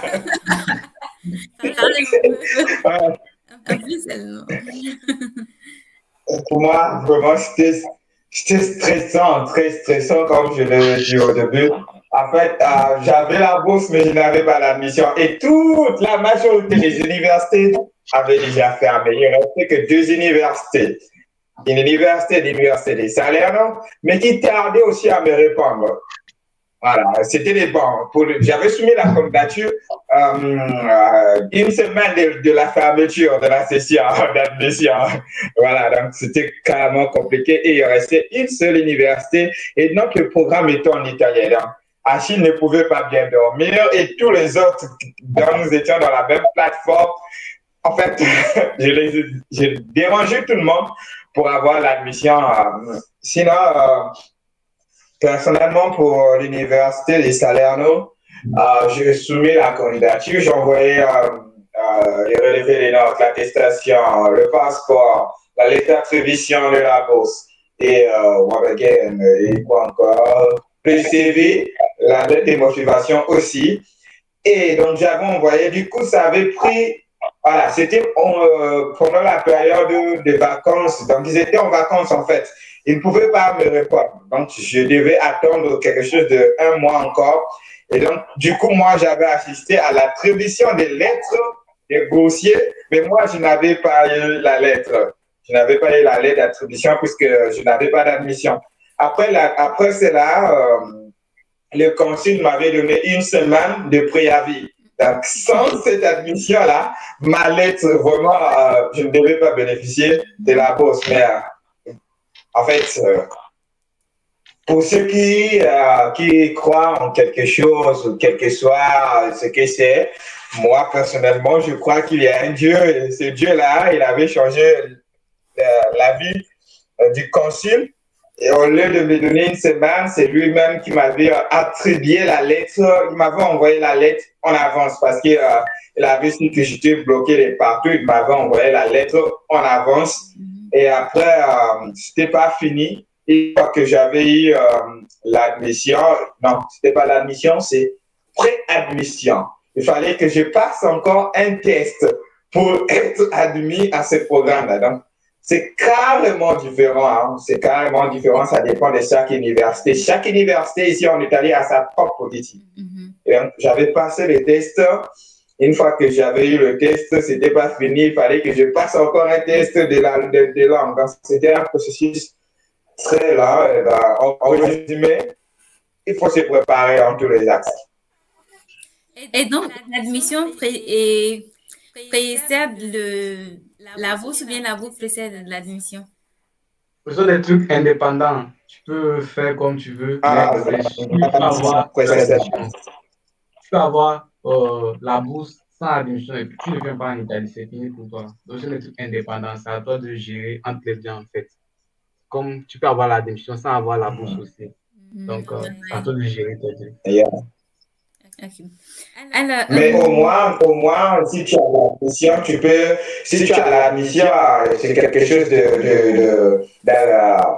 comment c'est dit, c'est quelque chose de favorable, puisque si tu n'as pas la bourse, tu peux espérer contracter des aides ou des trucs comme ça, là, et voyager. Et une fois ici, tu peux faire les easy que j'avais fait pour être exempté de certains droits de scolarité. Donc, l'admission est primordiale. Que tu montes, que tu descendes l'admission.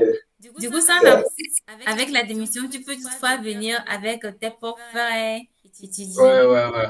C'est ça. Exactement. Ok. Alors, y a-t-il des erreurs courantes que les candidats devraient éviter lors de la préparation de leur dossier et quelles sont leurs chances de succès pour améliorer leur candidature? Exactement. Moi, je pense que la première chose que les étudiants font, qui est très grave, c'est avoir la lettre de recommandation. Une lettre de recommandation authentique. En fait, la lettre de recommandation associée à la lettre de motivation, ce sont 2 piliers sur lesquels se joue l'admission ou encore, oh my God, la bourse. Alors, pour les futures générations qui sont encore qui sont encore en train d'étudier, moi, je conseillerais de ne pas avoir de mauvaises relations avec leurs professeurs. Moi, dans mon cas, j'avais fini le bachelor degree, qui est la licence, système anglais, en 2020. J'avais gardé de bons contacts avec mes professeurs qui, à chaque fois, l'année 2022, 2023 jusqu'à 2024, ils m'envoyaient toujours des lettres de recommandation quand j'en avais besoin. Par exemple, j'avais postulé à la bourse de Fulbright, ils m'avaient envoyé des lettres de recommandation. 3 d'entre eux. Donc, si vous n'avez pas des gens qui vont vous recommander, qui savent de quoi est-ce que vous êtes capable en termes de parcours académique, cette lettre de recommandation ne va pas trop peser. Mais si vous avez des bonnes relations, ils vont mettre le piment dans la sauce. En fait, bref, des commentaires, des exagérations, et vous serez un bon candidat.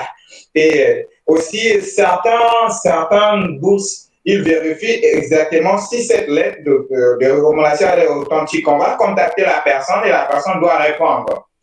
Donc voilà. Et les bonnes relations avec vos profs, tout ce qui vous enseigne, quel que soit, même s'ils sont mauvais, le plus important, c'est vous. Voilà. Le plus important, c'est vous. La lettre de motivation, il faut être authentique dans votre lettre de motivation. Ne faites pas du plagiat. Je copie, je colle. Non, non, non, non, non. Non. Vous pouviez copier. OK, pas de problème. Mais reformuler à ce que vous soyez authentique. Puisque si ça s'avère que vous puissiez passer l'entretien, on va vous poser des questions en se basant non seulement sur votre parcours académique, mais aussi sur la lettre de motivation. Donc, ce sont les deux axes-là. Et la troisième des choses, ce ne sont pas toutes les universités qui acceptent l'admission sans concours. Donc, vous devez aussi vous préparer par là. Et sans oublier les finances. Et quelles sont les chances de succès? Donc, vous l'avez... S'il n'y a pas un peu de chance. Au moins, quand tu mets tous les documents, tu as au moins 60 sur 100, 60%, je crois. Oui. Ici, les chances, ça, c'est pas trop, comment dire ça? C'est pas établi à l'avance, en fait. Si tu es éligible sur tous les critères, tu dois avoir une chance de 60%, je crois. Ouais. Et plus ce que vous avez dit concernant l'authenticité, je pense que... et surtout éviter l'IA concernant l'aide de motivation, en fait. Un truc comme ça. Ils doivent tester comme d'habitude. D'accord, merci. Alors, comment décriviez-vous la vie quotidienne en Italie pour un étudiant international?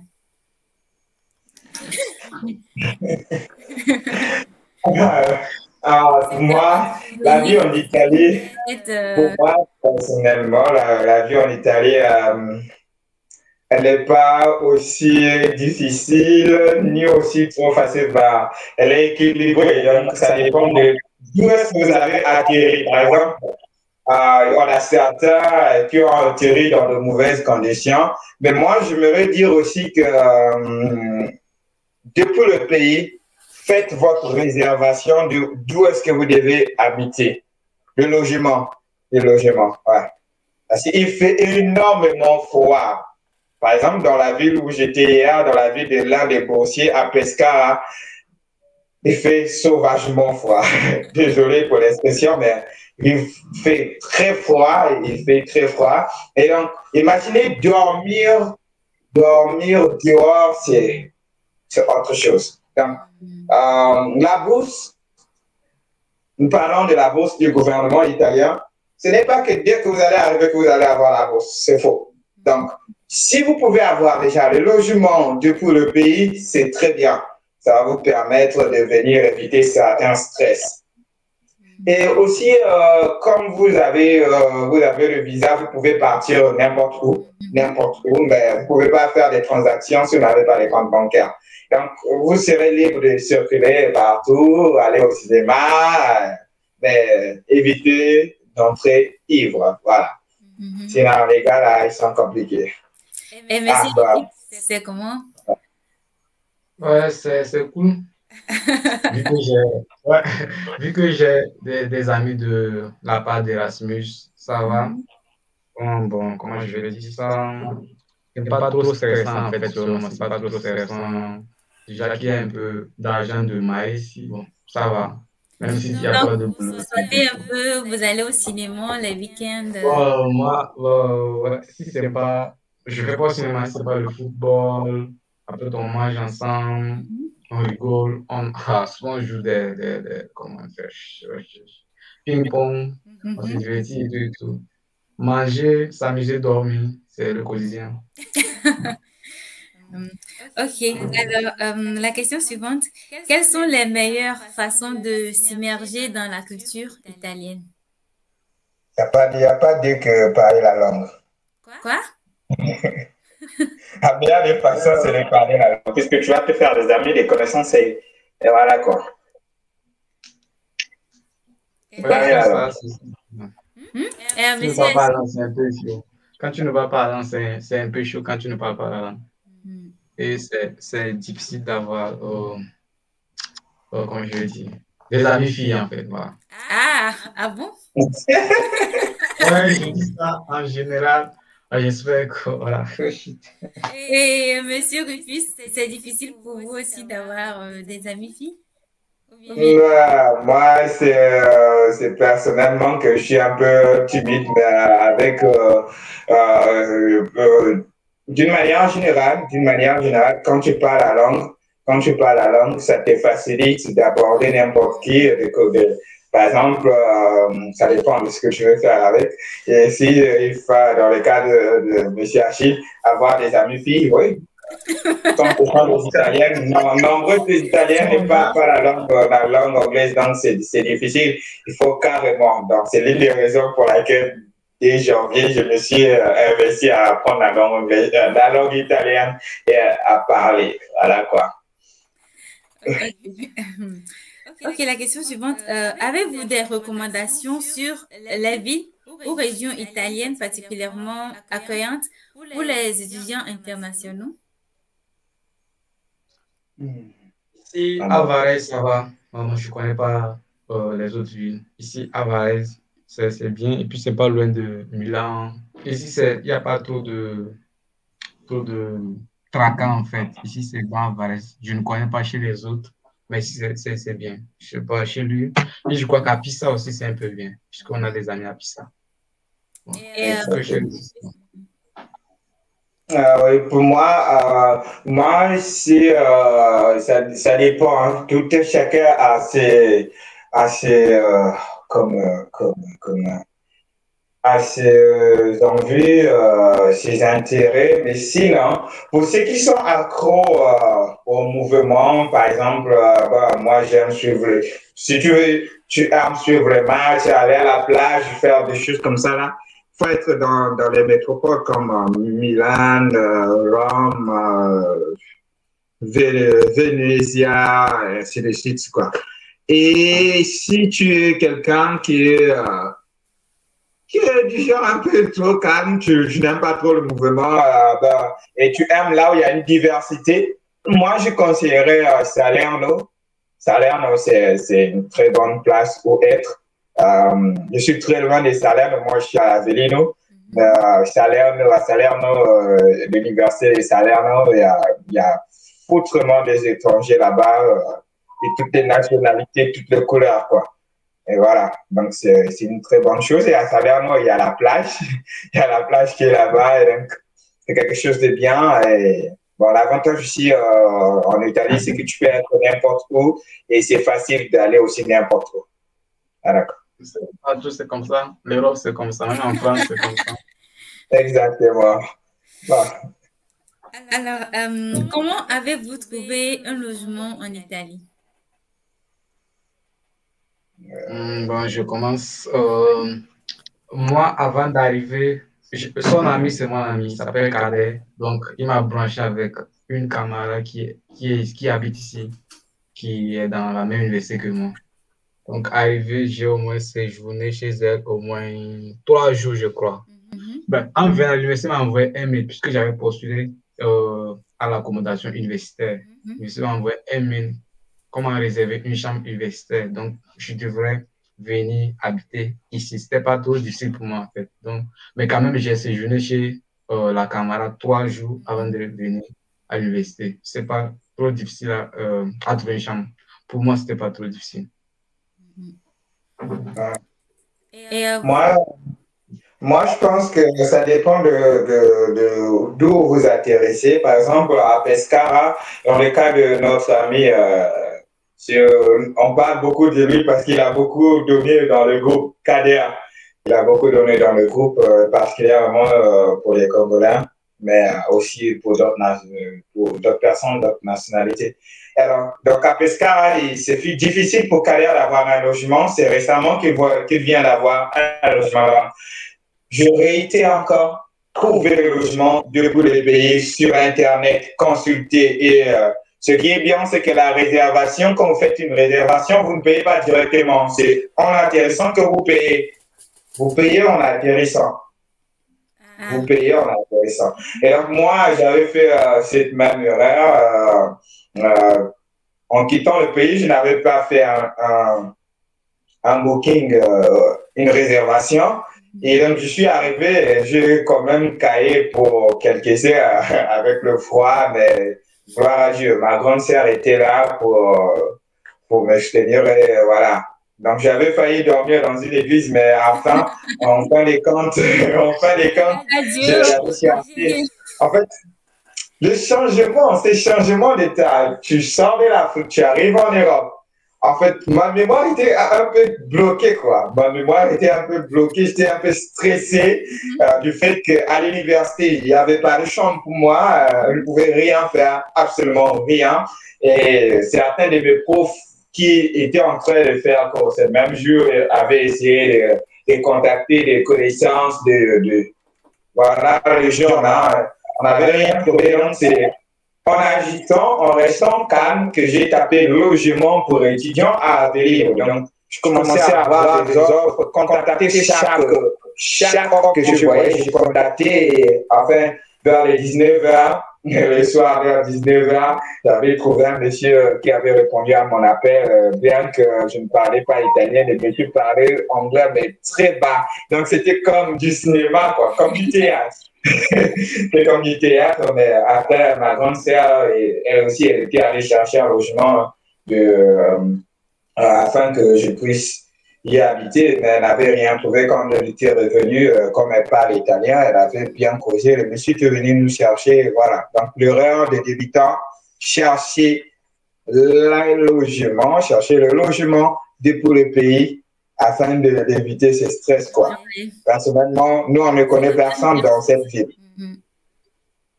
Ok. Alors, le coût de la vie était-il conforme à vos attentes? Ah, moi, personnellement, je ne sais pas quoi aussi. C'est pas Achille, vas-y, moi, je sais pas.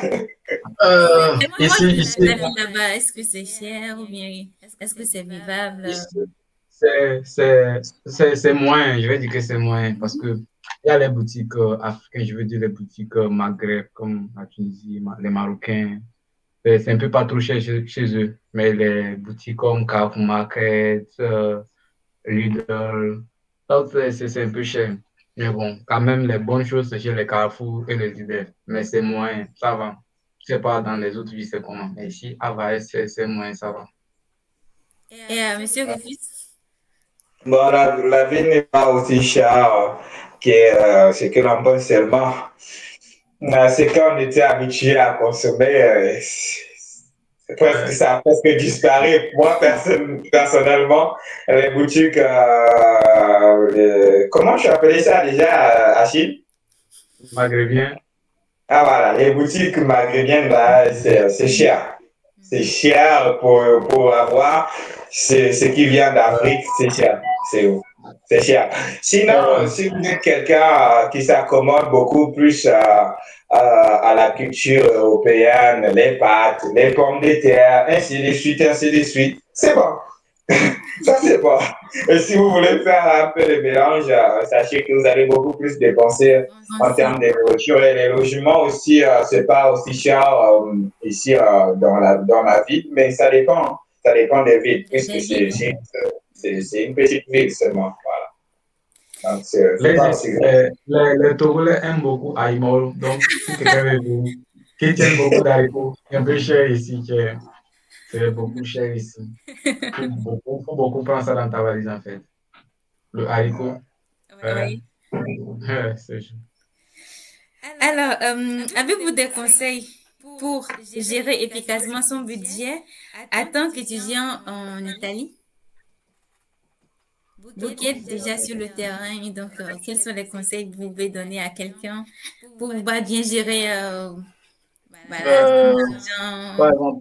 exemple, moi, je me dis, je dépasse pas ça. Mhm. Je dépasse pas ça. Dès que je dépasse, je me punis moi-même. Je ne fais pas ce que je devrais faire. Par exemple, vu que je devais manger, par exemple, si je devais manger que des poulets et que j'ai dépassé un certain montant, le mois suivant, je vais me punir en fait. Donc, j'essaie de mettre un seuil à ne pas dépasser. C'est comme ça que je fais. Et puis, je calcule tout à l'avance avant de démarrer. C'est toujours comme ça que je fais. Donc, dès que je dépasse la limite, je me punis dans le mois suivant. J'essaie d'équilibrer les choses. Voilà. Je ne sais Monsieur, pas, lui, c'est un milliardaire. Il ne gère pas. monsieur le fils, parlez-nous un peu de vous, quoi. Donnez-nous des conseils par rapport à Exactement. Il n'y a pas de, étant étudiant et ayant vécu dans divers pays à l'extérieur, par exemple, quand j'étais au Cameroun, et comme je suis ici, la meilleure des choses que j'ai appris par rapport aux finances, c'est que elles ne seront pas toujours disponibles à l'instant T, mais si vous faites des provisions, c'est bien. Faites des provisions. Achetez, achetez tout ce que vous pouvez selon votre budget. Achetez, par exemple, vous achetez des spaghettis, vous achetez des pommes de terre, tout ce que vous pouvez. Hein. Des denrées qui ne se gâtent pas facilement. Achetez-les. Moi, j'avais fait des provisions depuis décembre et jusqu'à aujourd'hui, j'en ai. Mais ça ne veut pas dire que je ne dépense pas. Moi, comme Achille l'a dit, j'aime j'aime un peu la vie. Et donc, voilà.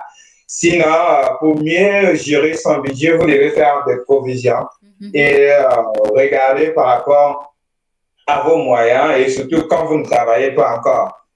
Fixez-vous des sommes à respecter, comme l'a dit Achille. Voilà, parce que quand vous travaillez, vous pouvez avoir des polices ou des trucs comme ça là, et vous pouvez rentrer à la maison très fatigué, pas envie de préparer. Ben, qu'est-ce que vous allez faire? Voilà. Mais sinon, faites des provisions. Ouais. Quand vous faites des provisions, par exemple, si tu peux faire des provisions de 150 euros, ça peut te faire 2-3 mois. Ça peut te faire 2-3 mois, voilà. Moi, c'est ce que j'avais fait, donc c'est toujours là, jusqu'aujourd'hui, c'est toujours là. J'avais fait des provisions à 150 euros, j'ai stocké, c'est toujours là. Donc, c'est comme ça que je gère mon budget, quoi. C'est comme ça et je regarde par rapport aussi, on n'oublie pas que nous sommes des Africains. Ouais. Quand tu quittes l'Afrique, l'essentiel, c'est d'arriver, tu commences à avoir des parts de responsabilité déjà. Ouais. Donc, voilà, on voyait un peu aussi au pays. Hein. Et pour ce faire, tu dois travailler quand même. Tu Ouais. travailles, no matter, sorry, quel que soit le montant que vous pouvez gagner pour un début, vous pouvez gagner des 10 euros, des 20 euros, des 30, ça dépend, mais économiser et penser aussi à l'Afrique et penser aussi à vous-même. Ok, merci. Avez-vous eu l'occasion de participer à des événements de réseautage ou des ateliers professionnels pendant vos études? Vous avez eu Non, pas encore? non. Pas, Non. pas encore. Alors, la bourse offre-t-elle des opportunités de mentorat ou de connexion avec des professionnels italiens? Non. Non. C'est l'autre bourse qui fait ça. Pour Invest Your Talent in Italy. C'est ça qui fait ça. Ah bon, il n'y a pas Invest. de... Non, non. Ok. Alors, si c'était à refaire, y a-t-il des choses que vous feriez différemment dans votre parcours de candidature ou pendant votre séjour en Italie? Moi, je devrais changer au niveau de la traduction des documents. Parce que je ne connaissais rien, je ne savais pas quoi faire. Pour traduire les documents, il fallait traduire que la relevée de notes et ton attestation, juste les deux. Moi, j'avais traduit relevé de notes de la licence et du bac. Donc, le bac n'était pas important. Donc, c'est juste ça. Si tu ne lis pas bien, j'allais au niveau comment je vais dire ça, les documents fournis chez l'ambassade. Il faut traduire les documents bac, de licence, mais on ne demande pas en fait. Il faut juste traduire pour la licence et pour le relevé de la licence et comment l'attestation, les deux. Voilà. J'avais traduit que 4, mais c'est 2 à traduire. Ah, donc, c'était ça. Et par rapport à votre formation, donc c'est bon. Ouais, Il c'est y a bon, tout c'est ça bon. que vous choisirez cette formation. C'est bon, ça Je va. vous ai... Ouais, ça va. Il n'y a pas de souci. Alors, Monsieur Rufus, Et vous? Ouais, si je devais refaire quelque chose, je pense que nous devons savoir où est-ce que nous allons. Par exemple, si c'était USA et l'Amérique, ça ne devait pas être un problème parce que je parle déjà la langue.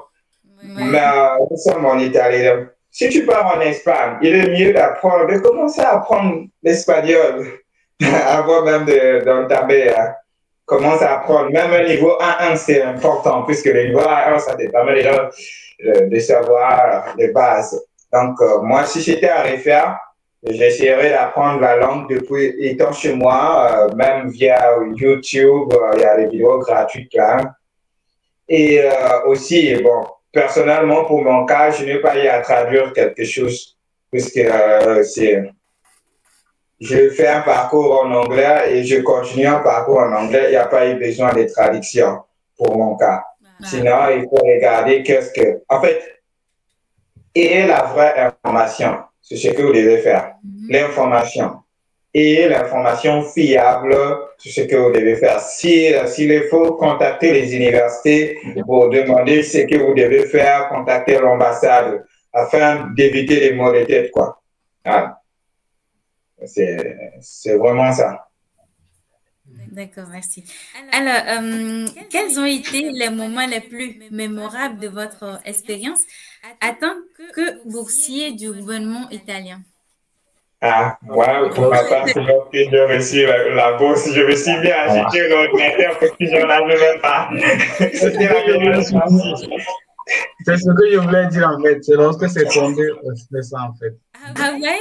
Et Ouais, lorsque vous étiez sur le terrain, lorsque vous t'inquiète. étiez sur le territoire italien, c'était comment? C'était la joie? Oui. C'était comment? Ouais, Comment vous étiez ouais. senti quand vous étiez dans le froid et tout? Quand Bah, vous vous êtes retrouvé en Europe, bref, c'était comment? ouais, bon, dans le début de la galère, bon, au début c'était un peu bien. Bon, tu te sens un peu frais, vu que c'est frais, tu te sens un peu frais. Donc, c'était un peu frais. Mhm. Mais dès le deuxième mois, c'était un peu chaud maintenant. C'était chaud. C'était carrément chaud. Et c'est quand c'est tombé qu'on est redevenu frais. Donc, c'est ça.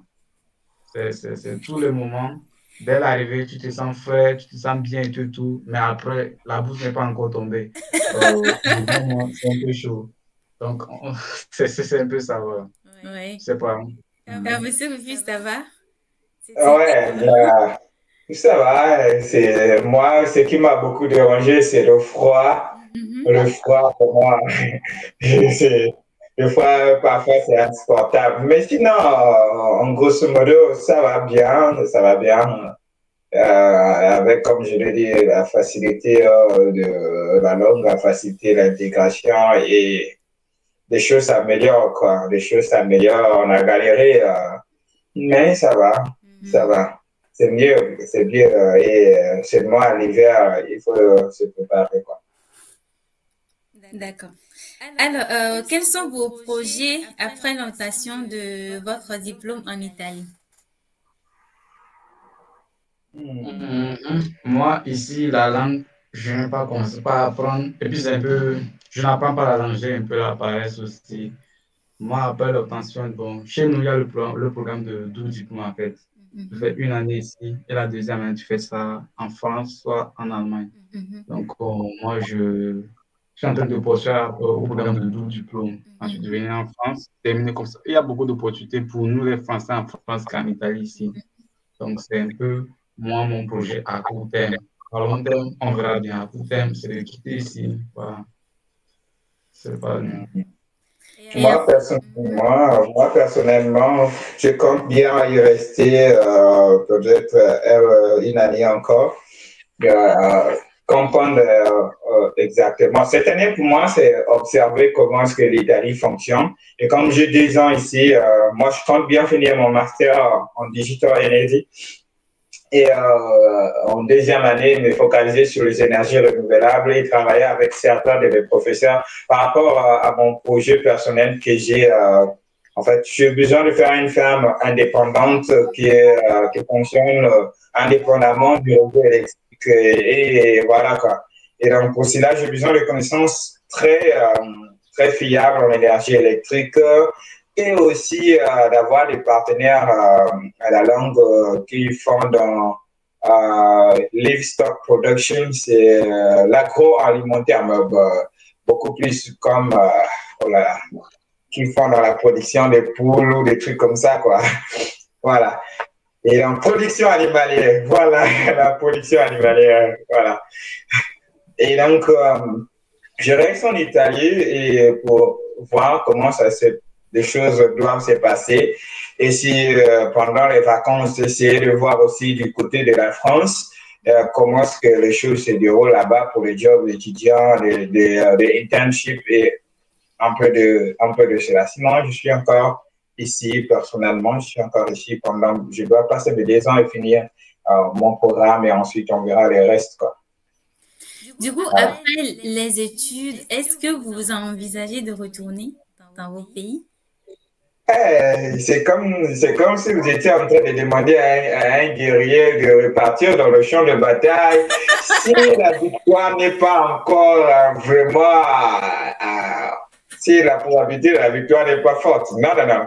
Je ne pense pas. Mais si les choses changent dans mon pays et si ma situation change financièrement, je peux retourner, mais pas pour y habiter, faire les affaires et voilà quoi.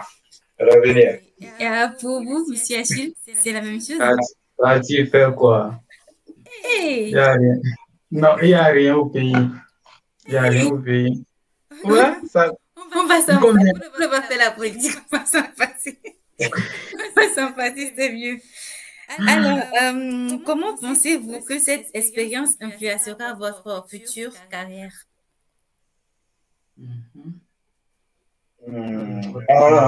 Les diplômes italiens au niveau de l'international ouvrent les portes, grandement les portes. Par exemple, dans notre pays, quand vous étudiez à l'étranger, vous avez plus de chances d'être recruté dans des grandes entreprises comme Total, Schlumberger et ainsi de suite et ainsi de suite.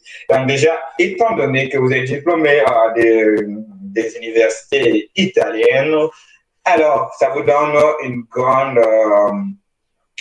opportunité dans les cas où vous voulez retourner au pays. Et secondo, nous sommes dans l'Union européenne. Si demain il s'avère que vous allez poursuivre en Europe, le diplôme est déjà aligné quoi, aux standards de l'Union européenne. Et aussi, tertiaire, c'est que ici, nous n'allons pas seulement faire des théories, mais nous allons aussi faire des pratiques. Et ces pratiques, ces connaissances vont nous aider à mieux faire dans la vie active et dans la vie professionnelle, quoi. Donc, c'est vraiment une bonne chose. Voilà. C'est un plus pour l'avenir. Et vous, monsieur Achille? Je vais juste ajouter un truc à ce qu'il a dit. Il a carrément tout résumé. Vu que moi j'ai un parcours français, anglais, ça va beaucoup m'avantager en fait dans les avenirs. Voilà. Oui, dans l'entrepreneuriat. Ouais, c'est ça, voilà. Ouais, c'est ça. Ok, l'avant-dernière question. Alors, y a-t-il autre chose que vous aimeriez partager avec ceux qui envisagent de postuler à cette bourse ou d'étudier en Italie? On avait tout résumé, c'est pas là-haut, histoire d'avoir l'admission, histoire de l'aide de motivation, je sais pas. C'est tout ce qu'on avait résumé là-haut. Je sais pas s'il y a un truc à ajouter. Sinon, on avait résumé ce qu'il faut faire, ce qu'il faut éviter, en fait. Exactement. Du coup, monsieur, vous avez quelque chose à dire? Non, Achille a bien ainsi dit. On a parlé de cela, du nom, l'âge, je pense pas. Hein. Vers la fin, vous pouvez toutefois rappeler des choses. Exactement. Alors, donc, en résumé, préparez-vous financièrement, préparez-vous dans le cadre académique, ne faites pas du plagiat, soyez authentique et sachez que pour ces cadres, dans le cadre de cette bourse, tout est indépendant, cherchez votre admission, Et l'admission, il y a des admissions, vous allez passer les concours et il y a des admissions, vous n'allez pas passer les concours, mais dans tous les cas, vous devez vous préparer. Et pour ceux qui sont encore des étudiants, en fait, qui ont encore cette opportunité d'étudier, étudier et ayez de bonnes moyennes, ayez aussi des bonnes relations avec vos professeurs et aussi, en passant, étudier, c'est bien. Travailler et étudier, c'est mieux. Voilà. Ça va vous aider à donner un coup de pouce peut-être aux parents ou encore à un organisme qui voudrait bien vous soutenir pour vos études, quelque chose lieu où vous allez partir. Donc, voilà quoi. Ce sont des erreurs que nous avons fait. Moi, personnellement, que j'ai fait pendant mes 6 ans au Cameroun, j'étais beaucoup concentré sur les études, mais d'autres étudiants travaillaient et étudiaient et ils étaient mieux. Voilà, c'était mieux. Donc, travailler et étudier, c'est mieux et préparez-vous financièrement, psychologiquement, voilà. Préparez-vous dans tous les axes possibles. C'est très important. D'accord, merci beaucoup à vous. Ouais, j'aimerais ajouter un truc. Il peut commencer par avoir l'admission dès ce mois parce que d'autres ont déjà ouvert des admissions et tout et tout. C'est mieux de chercher les admissions actuellement que de se comment dire ça, de se brutaliser à la fin. Voilà. Ouais, quand vous avez eu à... Ouais, ouais, ouais, ouais. Ouais. Alors, la dernière question. Alors, vous pouvez dire une phrase en italien et traduire dans votre langue maternelle. On commence par qui? Bah, lui, il a appris l'italien. Moi, je sais pas.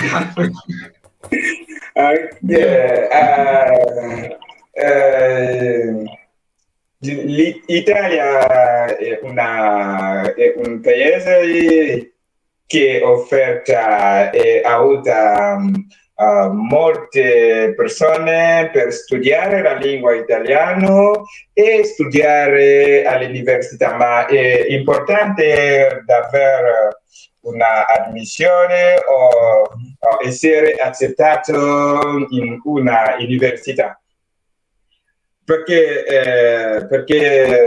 questa opportunità non è veramente difficile, ma anche non è facile, ma la persona che vuole venire studiare in Italia deve sapere come si fa la borsa, come si fa e come fare i documenti. Allora, dans ma langue maternelle, you said langue maternelle, exactly, mother tongue. Questa la procedura italienne, na cada ya borsa ya maïsi, borsa gouvernement italien, ba fanaza ba yiki ba ke pesa wapni kanda santi bosia ke veut trop facile mais ya que aussi veut trop facile donc baza aussi zone langue italienne parce que ya que servait pas au Antoine. D'accord. J'aimerais vous demander aussi en français parce que Dans ma maternelle, en français. non, en français, résumez un peu ce que vous avez dit parce que moi, je me suis perdue. Juste que j'attends des opportunités, des choses, mais bon. En bref, qu'est-ce que vous avez dit? Je dis que l'Italie est un pays qui aide beaucoup et c'est possible que vous puissiez venir pour étudier, mais vous devez savoir qu'est-ce qu'il faut soumettre dans le cadre de notre bourse, la bourse du gouvernement italien. La bourse n'est pas trop difficile et elle n'est pas aussi facile. Donc, vous devez savoir quels sont les documents que vous devez soumettre afin d'avoir cette bourse-là, quoi. En résumé, c'est ça. D'accord, merci, c'est intéressant. Alors, Monsieur Achille, c'est à vous. Ouais, je vais dire un truc. Qu'est-ce que je vais dire? Ce que j'ai l'habitude de dire quand on me parle en même temps. Ah oui, c'est déjà vous. No capisco molto bene italiano, sto imparando. C'est-à-dire que je ne comprends pas trop bien l'italien, je suis en train d'apprendre. Voilà. Ah, d'accord. Et dans votre langue maternelle? Comment Marie? Ça m'en va, moi aussi, moi. Voilà. C'est pas évident. Euh, Ngibie italien, Ndabangre. Ah, Ah, c'est ça? Ok. ouais, c'est tout. D'accord. Ah, bon, nous sommes arrivés à la fin. Je tiens sincèrement à vous remercier et votre courage aussi, voilà, de venir, de parler de tout. Donc, c'était bien. J'ai aimé. J'espère que les personnes qui vont regarder cette vidéo vont aimer aussi. Et je vous souhaite courage à vous. Donc, à très bientôt. Ciao, Merci. ciao, ci vediamo, Ciao. alla prossima. Au revoir. Au revoir.